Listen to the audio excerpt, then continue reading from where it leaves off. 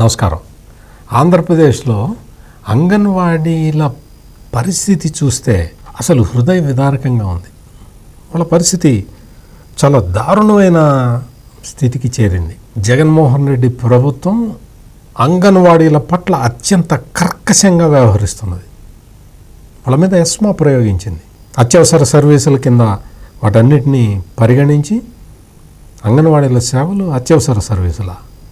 మరి అత్యవసర సర్వీసులు అయితే వాళ్ళు అడిగిన డిమాండ్లను ఎందుకు నెరవేర్చట్లేదు?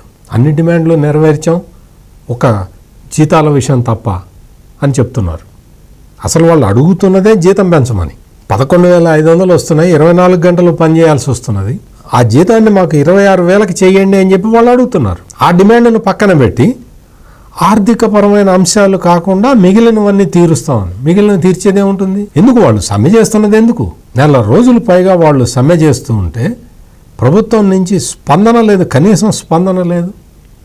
ఏదో మంత్రుల కమిటీ అని వేయటం, బొత్స సత్యనారాయణ సీనియర్ మంత్రి అని చెప్పి ఆయనకి బాధ్యత అప్పగించటం, ఆయనేమో మాకేం సంబంధం లేదు, మా దగ్గర డబ్బులు లేవు. డబ్బు లేకపోతే ఎందుకున్నావు? రాష్ట్ర ప్రభుత్వంలో ఎందుకు పరిపాలన చేస్తున్నావు?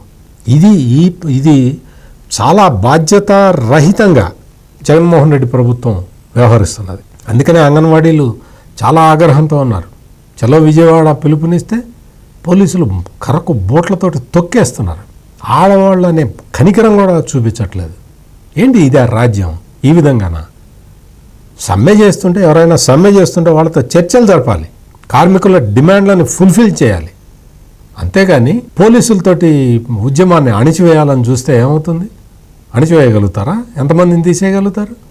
ఎస్మా ప్రయోగించి మొత్తం అందరినీ డిస్మిస్ చేస్తామని చెప్తున్నారు. డిస్మిస్ చేయండి అందరినీ. అంగన్వాడీ వ్యవస్థ లేకుండా చేస్తామని చెప్పి వైసీపీ సోషల్ మీడియాలో డిక్లేర్ చేస్తున్నారు. అంటే వార్ ప్రకటిస్తున్నారు అంగన్వాడీల మీద.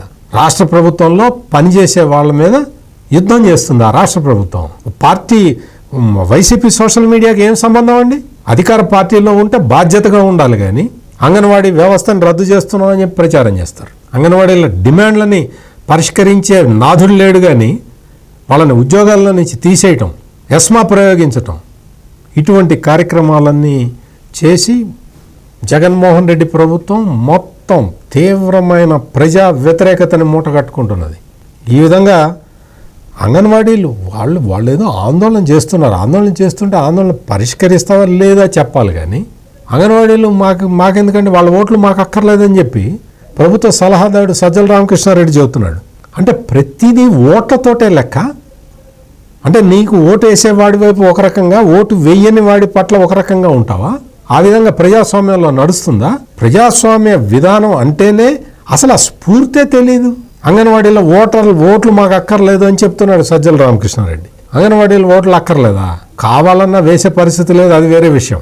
ఇప్పటికైనా అంగన్వాడీలని తొలగించటం ఆపి వాళ్ళ డిమాండ్లు పరిష్కరించాలి. వాళ్ళ డిమాండ్లు న్యాయమైన డిమాండ్లు పరిష్కరించకపోతే కొత్త ప్రభుత్వం వచ్చిన తర్వాత చూసుకుంటామంటే, కొత్త ప్రభుత్వం వచ్చిన తర్వాత చూసుకునేదే ఉంటుంది. ఇంకా తక్షణమే వాళ్ళకి హామీ ఇవ్వాలి, వాళ్ళ మీద ఎస్మా విత్డ్రా చేసుకోవాలి. లేకపోతే అంగన్వాడీలకి జగన్మోహన్ రెడ్డి ప్రభుత్వం చేస్తున్న అన్యాయం చరిత్రలో నిలిచిపోతుంది. మరిన్ని విశ్లేషణలతో మళ్ళీ కలుద్దాం. నమస్కారం.